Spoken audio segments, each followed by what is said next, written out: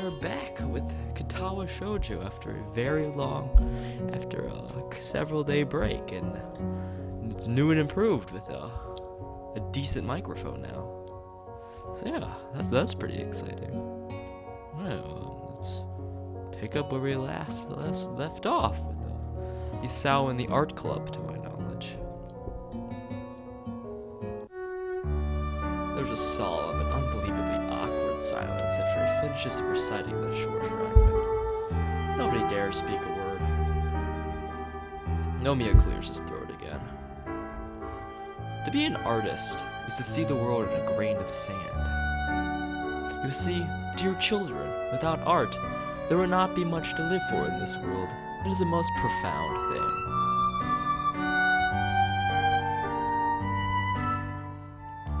He is clearly touched by this notion. I expect to see a lone tear rolling down his rough cheek, but it never comes.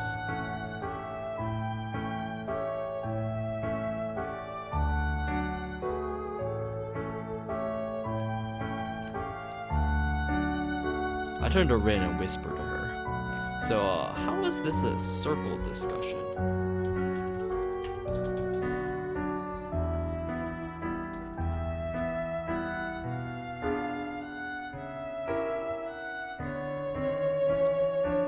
She shrugs nonchalantly back at me.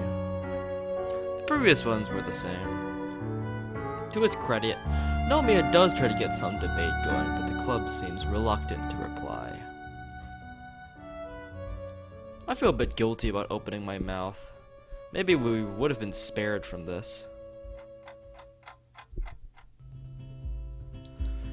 As the meeting comes to a close, I realize we haven't once touched my paint.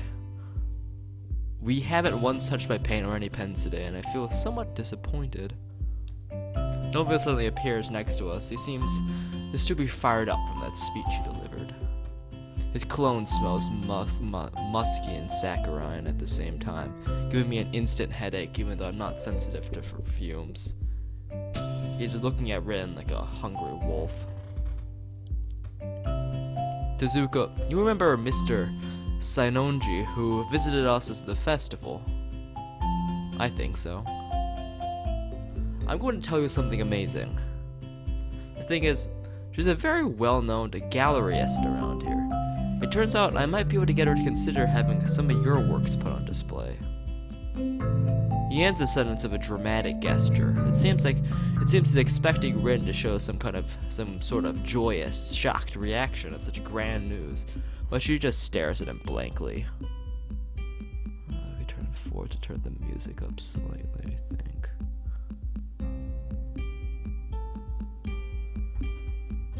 Magnificent, isn't it? This could be a real chance for us to get ahead, girl. But now, I know what you're about to say. Yes, it wouldn't be a simple affair, but I think this is an absolutely fantastic opportunity. Frankly, I wouldn't be surprised at all if we even made it big. This could be the first step, and then when the word is out, we strike while the iron is hot. Right, Nikai? Yeah, it does sound pretty great if you're into that kind of thing. See? We should definitely not let this one pass, am I right? I don't really. Rin seems troubled for some reason. I can't figure out why. What Nomiya is saying does indeed sound like a possibly great thing. She looks pretty down though and confused. I've never seen her like this. So, what do you think? Rin looks up at her teacher's glowing face, then back down at her desk. I'll think about it. Nomiya is at last taken slightly aback by Rin's lack of superlative delight, then he smiles widely at her and gently pats her head. Good girl. The club meeting is finally over, and as I lazily collect my things and help clean up, I start feeling exhausted for some reason. There isn't much to do, however, so it's over quickly. I catch up to Rin, who left the club room just a moment earlier, so we're walking down the stairs to the ground floor while I try to go over Nomiya's passionate speech about art, and Rin seems to be lost in thought. Not an unusual state for her, I've learned, but something about her expression makes me feel uneasy. penny for your thoughts. That be too cheap. You're just overpricing your thoughts.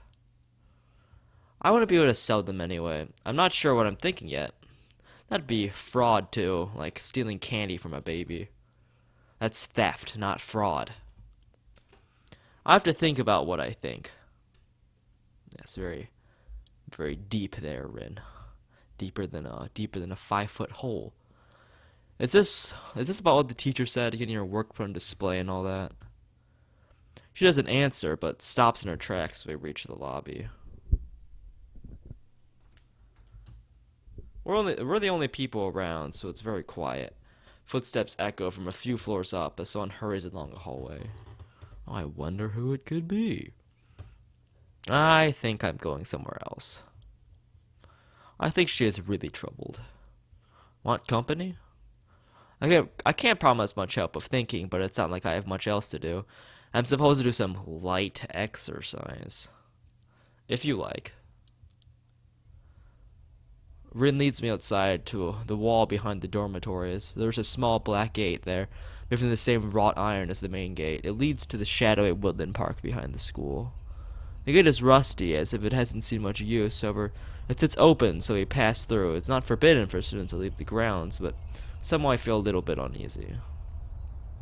The path leads deeper into the forest. Tall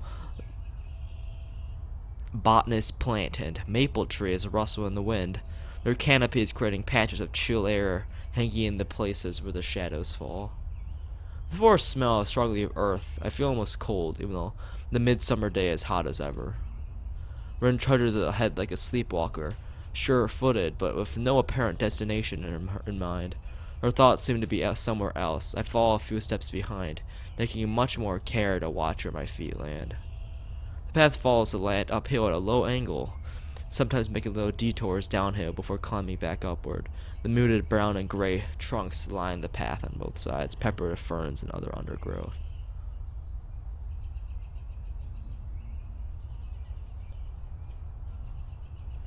After a little while, I start getting worried. The path is still wide and clear, so there's no chance of getting lost, but it doesn't look like we have any particular destination. There's something wrong with a little bit of aimless wandering around, but I don't want to get so far that I get too tired to walk back. Yeah, getting a heart attack out of the woods would be somewhat unfortunate. I'm starting to get a little winded and my legs feel heavy. I want to stop and get a chance to catch my breath and rest my legs, but Rin keeps going. Where are we going? Are we going anywhere at all? Worry tree. Ha ha ha. I see what you did there. I see. So, what exactly is the worry tree? Oh, wait. That was a legitimate thing, not a pun. This is a tree, like this.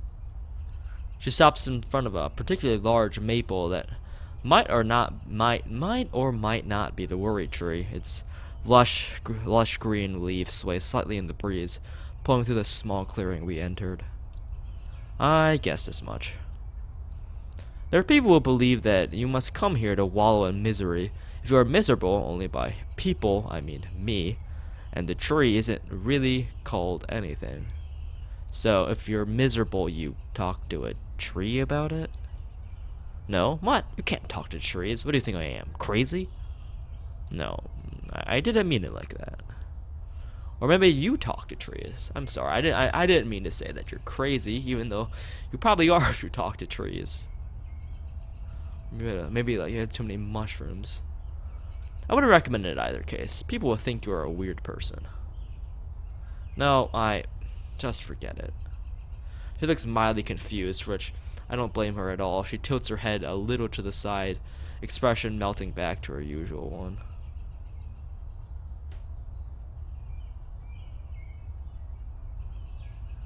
Alright, I'm good at forgetting things.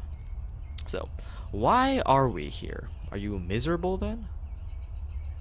I can't read the expression she makes. I hate how bad I am at interpreting Rin's mood. She doesn't answer right away, as if she herself isn't quite certain of her own mood. The blank stare changes into a more difficult expression and she shuffles her own weight around. Finally, coming to a conclusion, Rin shrugs her shoulders. I've grown to seriously dislike that gesture. It doesn't mean anything. Maybe I just feel like I'm sinking underwater. I don't know what I should do. Maybe stop sinking underwater. I don't know. I don't know where I should go, that's all. Maybe it's not a big deal, but I thought walking might help. Kind of like, if I go somewhere, I would know where I should go. I don't really know if it did. It really would have made sense if walking at home helped to decide where to go. So, you don't want to try to get an exhibition, or rather, you don't know if you do? Can't decide? Where does it say anything for a while, arranging her thoughts in silence. The quiet is broken by bird song from somewhere in the treetops, followed by rustling leaves as the bird takes flight. Maybe. I'm not sure if I can have a thing like that. So far, I've only painted for myself. I don't think I could have my things in display the way I am now. This me, just couldn't do it.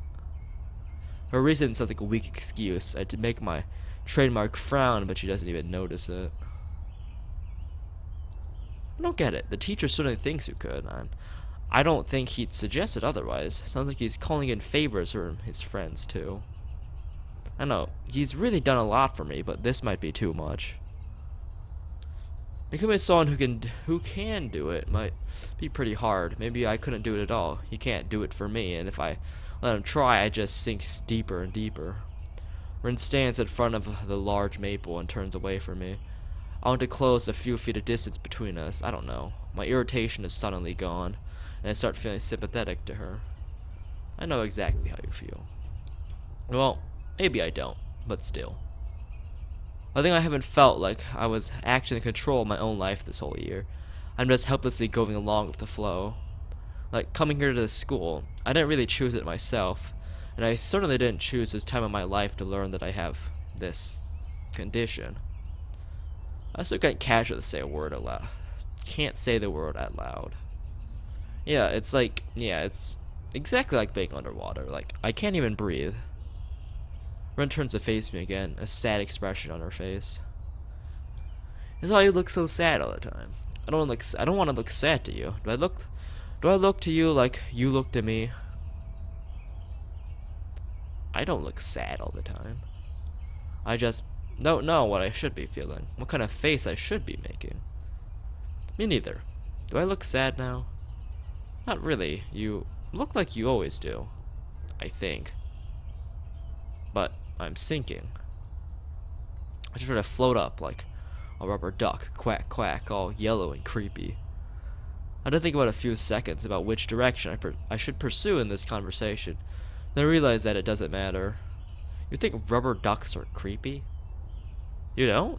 I think they look very creepy. Everything that has eyes but isn't alive is very disturbing, like rubber ducks and reflections in mirrors. She plops out on the forest bed, leaning on the maple she named the Worry Tree. After wondering about what to do for a moment, I sit down too, 3 feet apart from her. The forest envelops us in its embrace, and its stillness falls upon the two of us. We sit there without speaking for a long while. I can literally feel the time passing. Patches of sunlight litter the small clearing in the pattern that echoes the maple canopies. One of them falls directly on me, warming me all the way to the bone. I wonder what I could do for myself, and maybe for Rin. For now I just keep watching her from this distance. Sometimes she cranes her neck all the way back, so much that it almost looks painful, and stares at the small patch of sky, visible past the canopy of the Worry Tree. Sometimes she just stares blankly ahead, as if seeing something just beyond her reach. She keeps whispering to herself, but so quietly I can't hear her, even though I'm sitting right next to her. I only see her lips moving, like she was in the middle of a distant dream. And I realize that right now I no longer feel any of the intense loneliness I feel at night just before falling asleep. I might be more like Rin than I thought.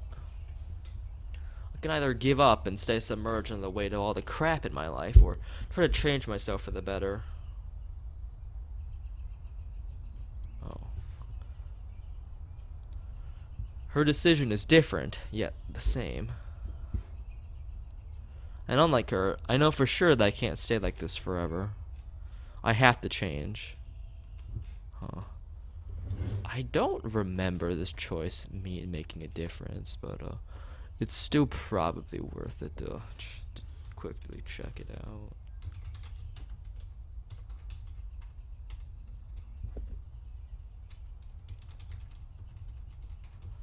Oh boy, Katawa Shoujo flowcharts. Oh man. Oh.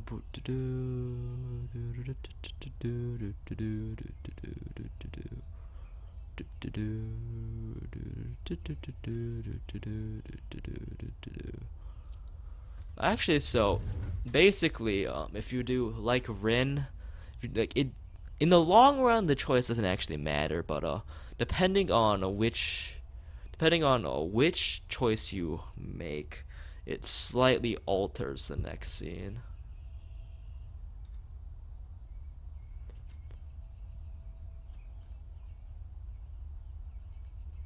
I will go with I want to be more like Rin.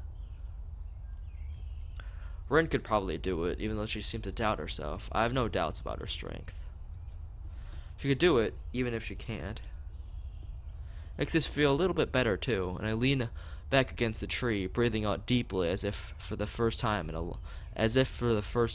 long time. We set the way in the small clearing into the angle the sun changes and the chilly shadows deepen. No longer warm where we sit. We leave the forest, returning along the same path they took coming in. It doesn't seem like Rin has come to a decision. I wonder if it's a bad idea for me to come along. It's alright. I don't mind. I'm sure the trees and dirt and rocks won't mind either. Did you mind? No, not at all. I think it helped me too. While we walk back towards the dormitories, the sky is changing to a deep ultramarine. The first summer stars twinkle softly from the spots between in the canopy, barely visible like tiny fireflies. I become very self-conscious about Rin's presence. I haven't thought much about girls since the whole thing fell apart with Iwanako. This is kind of the same situation as then, but to be honest, I don't think it really counts for much, not with Rin. And yet, it feels good walking next to her, even if it is anything more than this. At first, I think Rin agitated me quite a bit with her unpredictable behavior, but recently I feel I haven't had to be on my toes so much. I managed to let myself go a little. It makes me feel satisfied, even though ultimately I think it's more thanks to Rin than myself. She seems to be disinterested in a huge number of things, but sometimes in her makes me try harder than I normally would. It's not that I want to impress her. I think that truly impressing Rin would take near superhuman effort just because of how she is. Instead, it's because there is this relentless feeling inside of me I shouldn't let Rin down. It's really weird. I wonder why I started thinking like that. I don't even know what sort of expectation she has about pretty much anything. So how could I let her down? Rin has this unassuming air around her, and she doesn't really talk about stuff very often. Even today's confession of her own self-doubt caught me a little bit off guard. I feel like I want to talk more with her. The realization suddenly dawns on me that Rin is basically the only person I talk to nowadays. Apart from whatever I have to endure from Shizune, Misha, or Kenji, I feel slightly depressed. In front of the dormitories, as if stunned by my dark thoughts, I run to Kenji himself. It feels very odd sitting outside, breathing fresh outdoor air. At least it's already dusk. Partially expect Kenji would disintegrate upon direct exposure to the sun. Kenji himself seems very insecure as well, sitting around, looking like he's waiting for something, but doesn't know himself what it might be. Hey Kenji, what are you doing? Hello? Who are you? It's, me, Sao. I'm not sure if you know Tezuka from class, 3-4. From his face, I could tell that he not only doesn't know Rin, but also can't hear her from this short distance. Oh, sup, dudes? Kenji sticks his hand enthusiastically forward, almost straight into Rin's stomach. Rin looks at his outstretched hand in confusion too. Kenji clears his throat and retracts the hand. There's something almost cool that he managed to do with social awkwardness. It's not like I'm the most suave man on the planet, but I don't think I'll ever even be able to even approach Kenji's level. I think I respect Kenji a little bit more. So, you're waiting for someone? He leans closer and lowers his voice to an agitated whisper. I see his facial muscles twitching. Come on, man, you know I can't talk about stuff here in public. They might be listening. I'm going to have to pick some stuff up from somewhere, and I want those snooping student council hags to get on my case. Also, I don't trust your friend. Nothing personal. Are you sure he's trustworthy? Briefly considered telling Kenji about Rin's gender, but as it might end up badly for one or both of them, I decide against it. Yeah, I'm sure. He turns from me to Rin, and I immediately get the feeling that I have to prevent them from talking to each other with whatever means necessary. However, there's little I can do now apart from physical violence. In that case, would you be interested in knowing about the worst threat to mankind since they invented vegetarianism? He sounds like a vacuum cleaner salesman. I thought it was Sunday. I see you're not in the know. Yeah, man, I'm talking about man-eating cows here. Very few people know what I know, so I'm not surprised.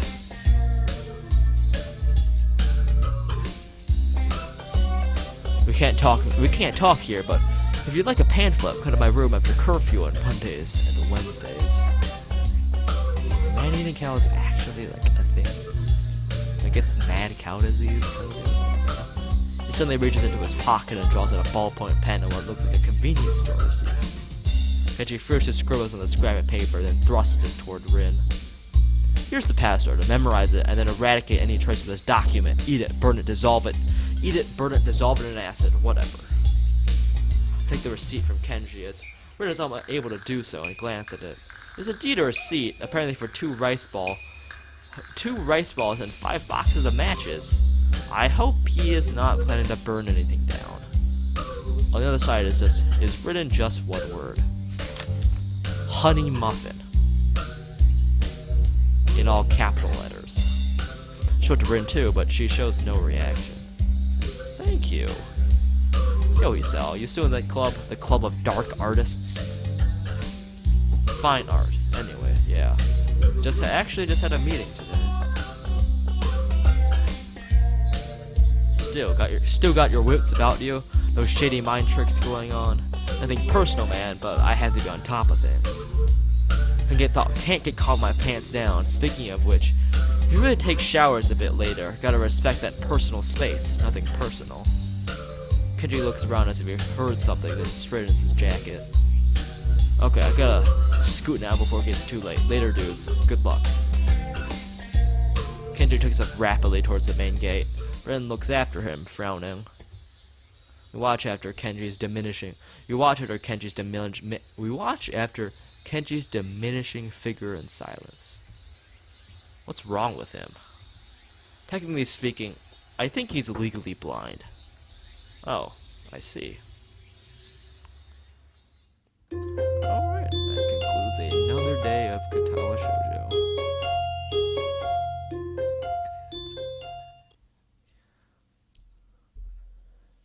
I can immediately tell from this envelope that it's not about any official matters of any sort. Actually, someone actually wrote me an old-fashioned, handwritten paper letter.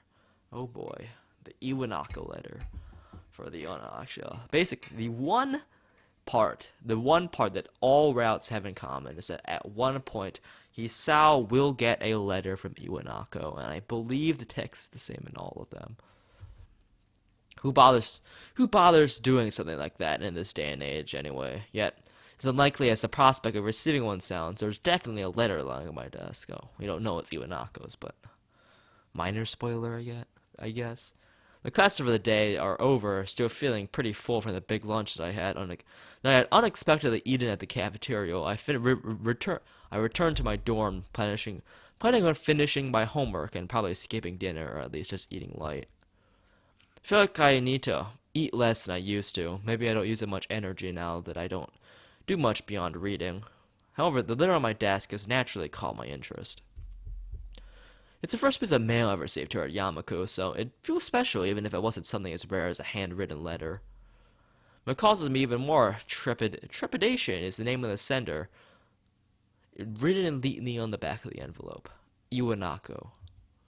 I have no idea why she would write to me. I haven't been in contact with anyone from my old school since I transferred, and Iwanako was the last person I expect to want to write me a letter. The last time I saw Iwanako was terribly awkward. Embarrassingly so. She came into my room, and she came into my hospital room, peeled me an apple out of courtesy, that we practically sat in silence for half an hour. She said goodbye, and didn't even look me in the eye when she closed the door. Well, it might have been a natural end to a series of visits that were probably pretty painful for both of us. Every time she visited me in the hospital room, I wanted to talk to her, but something stopped me every time. Every time I didn't speak, made the next time even harder. Iwanako always had this aura of fragility around her, as if she'd shatter into pieces at the slightest disturbance. Initially, I think it might have been that delicacy that attracted me to her. But after what happened back then, it felt as if she had really shattered. She looked so sad that I didn't want to say anything that might upset her. I never could figure out the right words to say. I told her it wasn't her fault. She nodded, and I really think she understood that if it hadn't been that, then sooner or later something else would have made my heart give out. Yet she looked so hopelessly sad every time she opened the door and entered my room. So I never managed to say the things I wanted to say. In the end, that might have hurt her even more. Carefully, I opened the envelope and drew out the folded letter from within. Dear Hisao, how are you? I hope you are well and happy at your new school.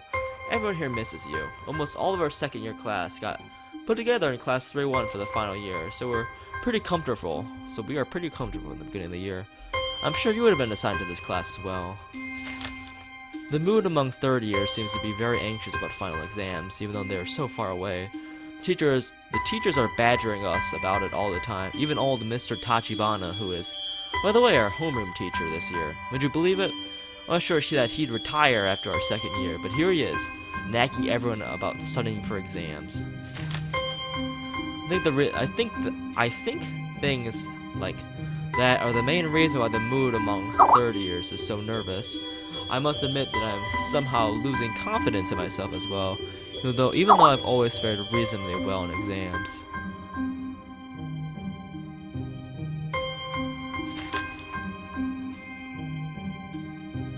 It's so weird to think that we are already seniors, isn't it? Time has really flown past. I wonder where it went. The new first year seems so young and somehow really innocent. I keep wondering if I was like them on my first year. I've been feeling nostalgic like this for the entire semester. And there are other things I want to say. I'm writing to you because I felt that there are things I should have said after the incident back in winter. I really regret that I wasn't able to say them in person, and I have no excuse for it. The truth is, the times I visited you at the hospital made me worried about you. I'm not talking about your health. You seemed to become distant and disheartened. It was natural after something like that happened, I'm sure, but somehow I'd gotten the feeling that you had given up on something back then. Happiness, maybe? I wanted to somehow express my feelings, but the right words didn't come to me. I couldn't say anything to comfort you. I'm really sorry for not being able to support you when it mattered the most, even though I like you so much. At last now, I can finally be more honest. If I could go back to those quiet days in March and February, I'd tell you not to give up on yourself. That's what I would say. Maybe you wouldn't have drifted so far away if I'd just said something like that. I hope you've managed to get back on your own 2 feet.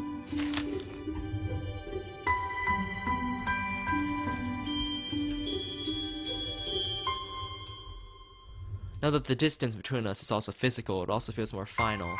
Some might wonder if we will meet again. Perhaps it's for the best if we don't. Still, if you'd like to correspond with me, by all means write back. I'd very much like to hear about your new school and how you're doing. I wish you all the best. Sincerely, Iwanako. After finishing reading the letter, I fold it like it was and place it on my desk. I don't know what to think of this. I feel empty and confused.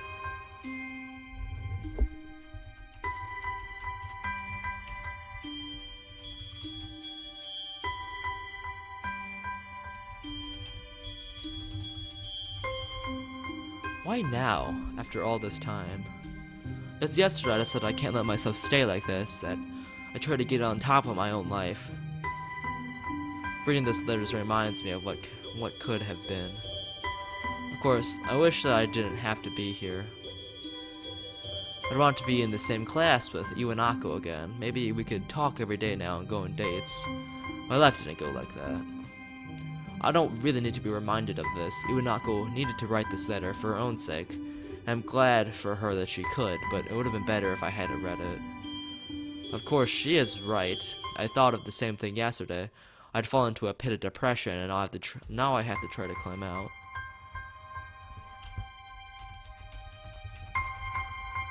I wrote a page from my notebook, and after a short moment of thinking how to frame my words, write a short reply to Iwanako. I feel it difficult to really be honest to her, but at least I try to appear somewhat convincing. I don't write her about Yamaku at all. I doubt she'll write to me again, but I don't feel sad about it. I fold my own letter to her, and as I have no envelope, set it next to Iwanako's. I'll mail it to her later. I lie on my bed, looking at the monotone gray ceiling. A bird sings outside my window, and a sudden gust of wind flutters my curtains. The summer afternoon feels still, as if time had just stopped for a brief moment. I think about all the things I've lost and will never regain.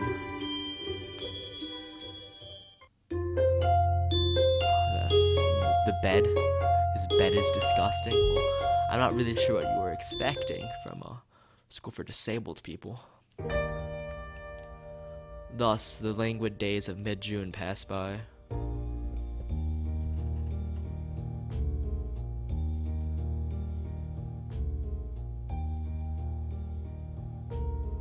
I made my letter to Iwanako and received no reply. Having decided to ditch the old me, I started absorbing my fellow students even closer than I did before, hoping to understand how other people cope with their own issues. Oh, hello PSS. I was kind of busy for the past like 4 days-ish.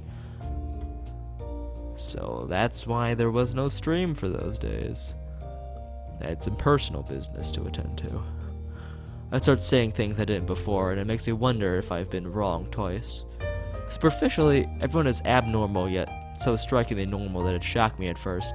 I admire the way my new schoolmates turned my prejudice around just like that, simply by being themselves.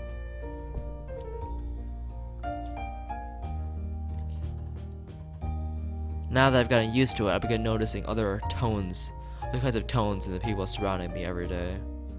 There's a soft, numb sadness all around me. I can see the effort everyone has made just to get through the day, and how it weighs on their shoulders like it weighs on mine.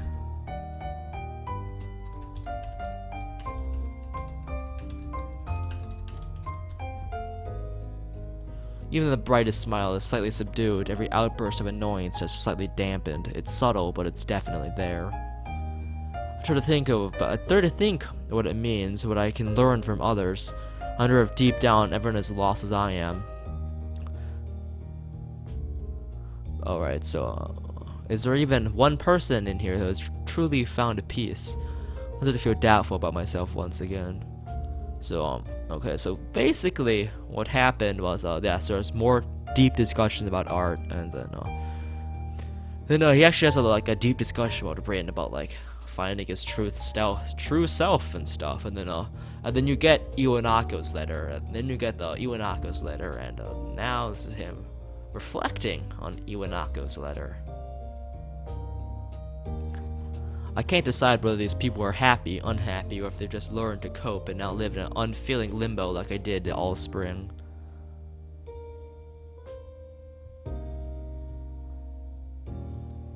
I escaped from these feelings into the towering piles of books I carried to my room from Yuko's sanctuary. After realizing that this would just shut me down even more, I start going to the art club room more often, usually whenever I can. Rin too seems to spend more time in there than in our own classroom.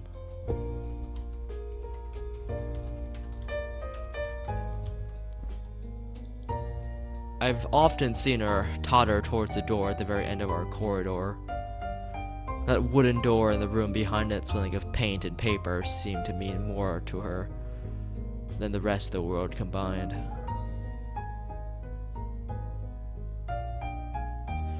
She says she has special permission to use the room, which I don't doubt at all. I don't think Nomiya would deny Rin anything. He seems to dote on her more like an uncle like an uncle upon a favorite niece. But you do have a conversation of Kenji, and he thinks Rin is a dude, so he doesn't ring the feminist alarm. The object of affection, however, has no favorites. She says she appreciates the teacher a lot for going the extra mile for her sake, but even when she says that, her expression is the same as always.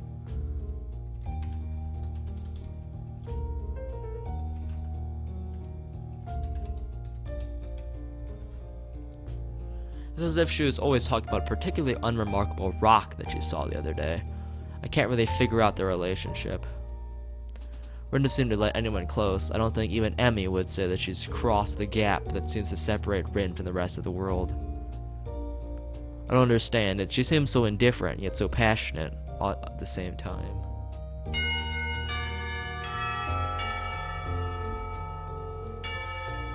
Somewhere, the school bell rings, the last call of the day. I realize I've been zoning out for who knows how long. Days, I sit up straighter, trying to look as inconspicuous as possible.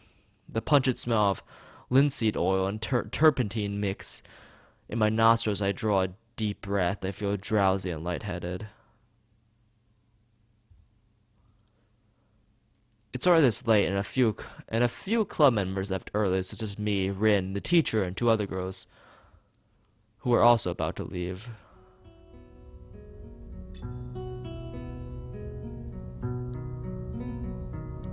Rin is sitting to my right, slowly working on a painting while I'm idling the time away. I don't think she realizes I've been watching her this whole time. Oh man, look at Hisao watch these girls. With a nimble move of her delicate ankle, she dips the brush into crimson paint and presses it lightly onto the canvas. A stain spreads around as if the brush was bleeding.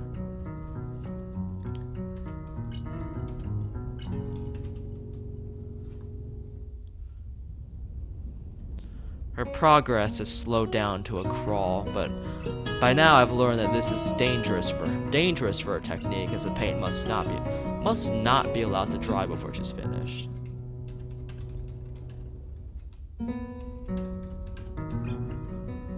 Well, I'm sure if you look at it the right way, she looks like an internal organ. It occurs to me that I am literally watching paint dry. And yet somehow I'm not feeling bored despite spacing out just now. And here we have Bunny-chan inquiring about summer fashion for some reason in my chat. Most of the time, the art club is very relaxed and free-form, apart from the times that Nomiya gets really excited about some technique or style he wants to teach us about. Everyone is free to pursue their own techniques. Lacking one, I keep floating around about a direction. I try this and that, but nothing really leaves me with a deeper impression. Not to mention, I don't seem to have a special knack for anything. Well, I did get praised for her attempt at watercolors, and I feel pretty good about that myself, but that's it. Suppose it's to be expected. I joined the art club mostly on a whim, after all. Here we have Bunny-chan being offended by... I'm not exactly sure what else he would wear in summer aside from pants and a short sleeve shirt. I mean, what else could he possibly wear? Like, I suppose it's to be expected. I'm thinking that maybe I should quit the club if it's going to be this pointless, but there's nothing really wrong with the pointlessness, and I can't exactly say I'm unhappy. Unsatisfied maybe, but I've only got myself to blame for that. As the pair of girls exit the club room with a cheerful bye-bye, Nomiya stands up from his desk. His chair scoots back with a loud screech that breaks the harmony of the quiet afternoon. He taps a pile of papers in his hand twice against the tabletop in order to straighten them, then stretches his back. I have a faculty meeting to attend, so I can't stay. I'll do some paperwork later, so if you want to stay, we can talk then. Sorry about this. There are 2 people here, but he's really only talking to one of us. Nomiya spends extra hours of his time monitoring Rin after official club hours are over, and I'll bet he'd like to discuss his plan of getting Rin's art into a gallery a little more.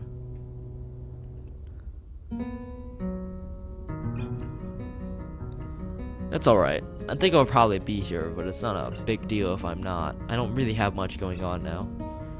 It's not emo, it's modern art. It's abstract, right? There's deeper meaning, you know. Rin answers out, moving her eyes from her work in progress. The tone of her voice is neither the polite kind expected when talking to a teacher, nor the usual monotone. So, I won't need to send a search party if you aren't here. Yes, no thanks. I don't like the party. We can talk later. Good girl. Smiling, the teacher picks up the rest of his papers and makes his way to the door. I glance at the clock above it and will watch him, and then at my watch to double check. On a Bunny-chan, 1v1 found destination, Foxel Lane, no items. Let's go. 2 stocks, 8 minutes. They're 3 minutes apart, but nevertheless, the club meeting time is over now. Rin seems intent on staying here to work on our piece while waiting for the teacher. I can't quite imagine what their one-on-one time would be like.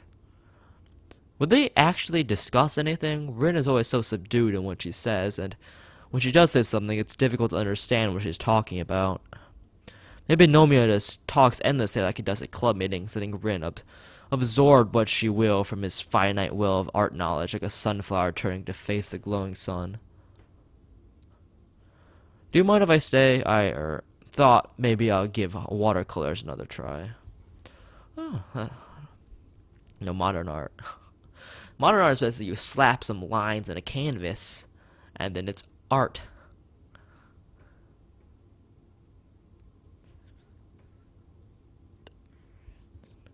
I brought out the excuse sort of accidentally, embarrassing myself. Rin doesn't take her eyes off the painting.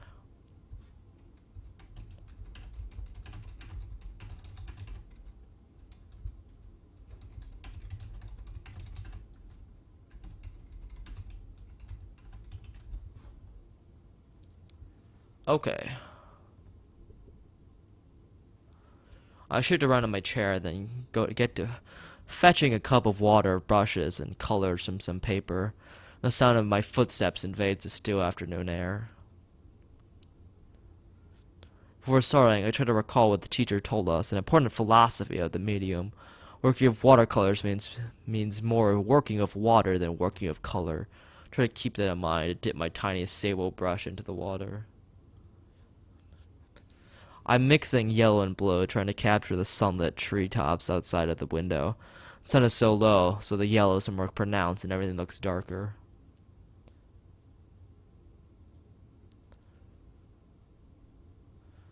So if you draw on your friends, that's called henna art. not vandalism. I still can't quite connect what I see with what my hand does with the paints, but it's a more passable attempt for my level. After a while, I started losing my focus and moved the paper aside just to watch Rin work for a while instead, until we have Bunny-chan being offended by the accuracy of art in a dating sim. Reasonable. That little while stretches first into a long while, and then into a really long while. Rin paints her entire being, fully concentrated on the brush between her slender toes, and the painting's coming to life one stroke at a time. She seems determined, yet at the same time relaxed, effortlessly moving the brush around, never hesitating. Colors meet in part, mix and color cover each other on the canvas, blending to her quiet will.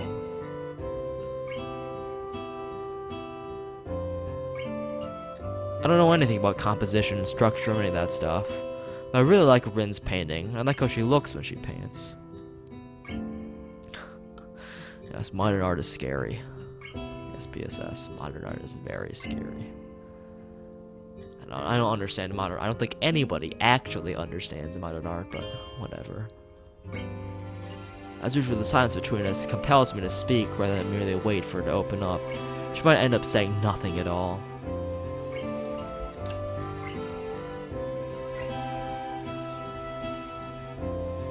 Do you mind if we talk? I don't mind. I kinda wanted to ask more about why you get so weird about this thing the teacher wants to arrange for you. Rin picks up a tube of paint and squeezes it between her toes on a palette almost as easily as some of opposable thumbs would. Taking up a brush again, she replies, "A lot of things and some not things, unthings. I don't think that's a word. Do you want to talk about it?" I try to reach out to her clumsily. Ignoring the embarrassing feeling of awkwardness, Rin keeps her focus on the painting, spreading more and more paint on the canvas, her lips forming a perfectly straight line as she concentrates on the job. Not really. Talking is hard. I mean, it's not hard. I'm talking even right now. But saying the right things is really hard for me. No matter what, I just can't say the things I want. That sounds weird. It's true. I say all kinds of things I don't really mean all the time. Sometimes I forget words and I use the wrong words. I may come up with new words for things that already have some. That's the worst thing. I'm really nervous and everything comes out a mess, and even I don't really understand what I want to say. I think there's something wrong with me that makes it like this. Remember when I said I can only think of 4 things at the same time? I nod wordlessly.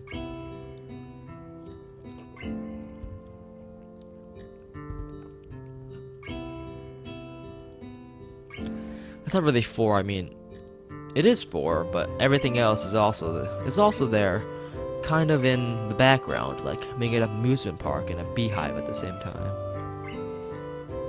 I used to do better, like 6 or 7 things, I think so at least. I feel like I'm becoming dumber.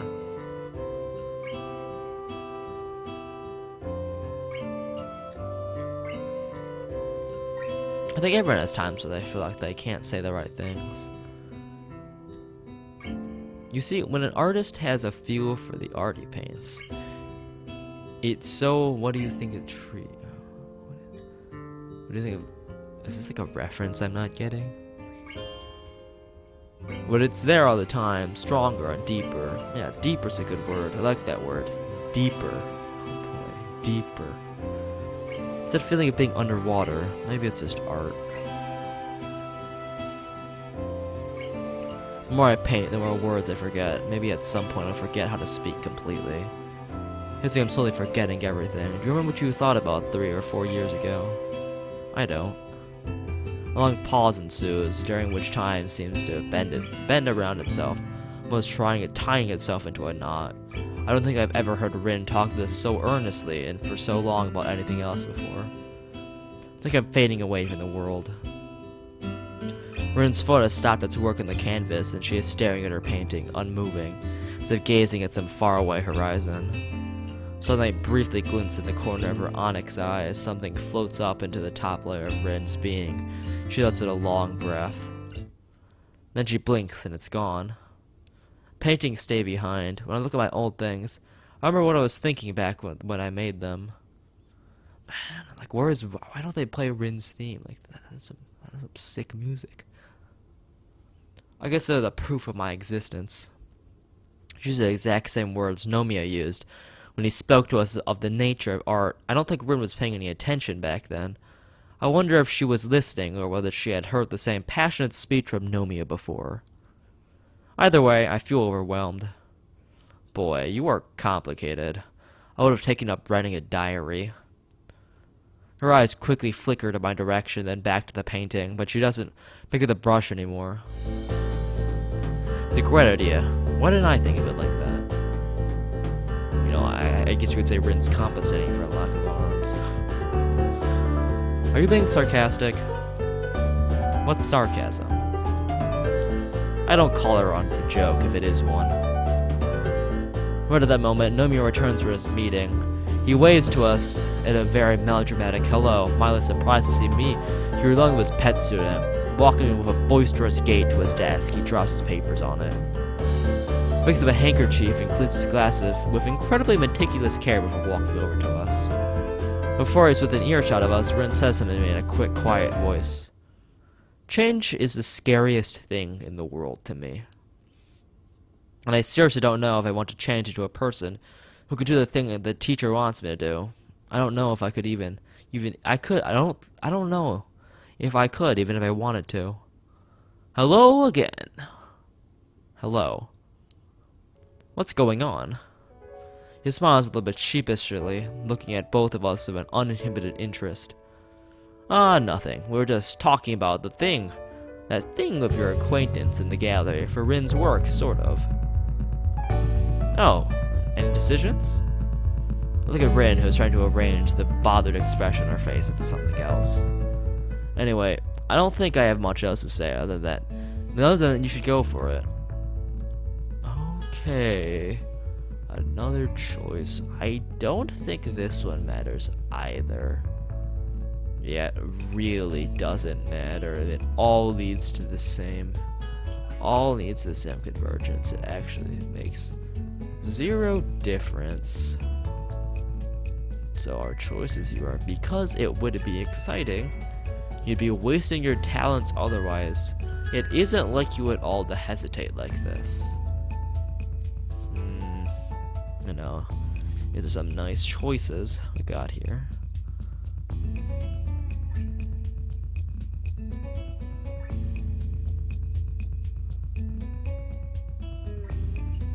PSS, do you have any input on this choice? Oh wait, the first one. Alright. Let's save. No return. Save. Save the dang game.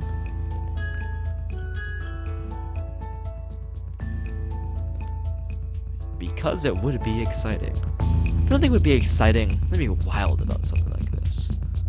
Okay, I said I would not do that. So would I, but this is sort of thing. This is about things like your career and future, rather than youthful adventure. Although there's nothing wrong with enjoying oneself. Melia gently reprimands my excitement, but I'm not going to let it go. Seriously, everyday life is so dull. You always do the same things every day, the same way. Just be something else. Now, my boy, it's a big decision, even though I'd like Tezuka to be more decisive as well. She needs time to mull it over. Why don't we let her decide? You have good intentions, but in the end it comes down to her own feelings. Any thoughts on the subject, Tezuka? You've been quiet all afternoon. We both look at Rin, who doesn't return either of our gazes. No, I think I'm going. You are? What a shame. Promise me you'll give me some kind of answer in a week or so, alright? Actually, there actually hasn't been that much Misha lately. I think that's probably a good thing. Alright. Good girl. Rin stands up and trots at the room without anyone saying anything further. Melia looks at me over his circular pink glasses, smiling sympathetically. You made friends with her then, Nakai? Well, something like that, I guess. Depends on how you look at it. To be honest, I'm not really sure.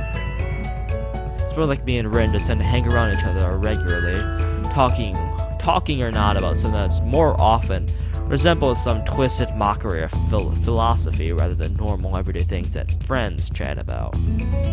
Well, that's good, isn't it? You're a new student, and we should be remembering integration into the student body as such. I can't remember all the buzzwords they spew at faculty at Iwanako Foundation meetings, but that's how it is. Tezuka is the most social person around these parts either. Yep, that's definitely true. So she's talked about my suggestion to you. Oh no, not really. I think it's more about me pressing her to decide something. Maybe I shouldn't have. No, I'm sure it's fine. I'm too soft for her, even when I shouldn't. I don't really know how to handle Tezuka. She's so independent and willful.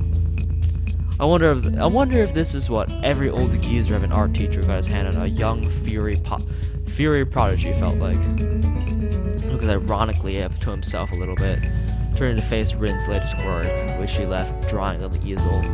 She just parted so abruptly that I wonder if she considers it finally finished.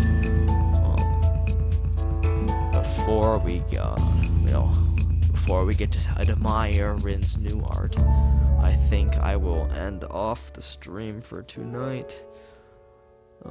Thank you all for watching, and good night. I will hopefully be back on a regular schedule of Katawa Shoujo from now on, so you can hopefully look forward to that.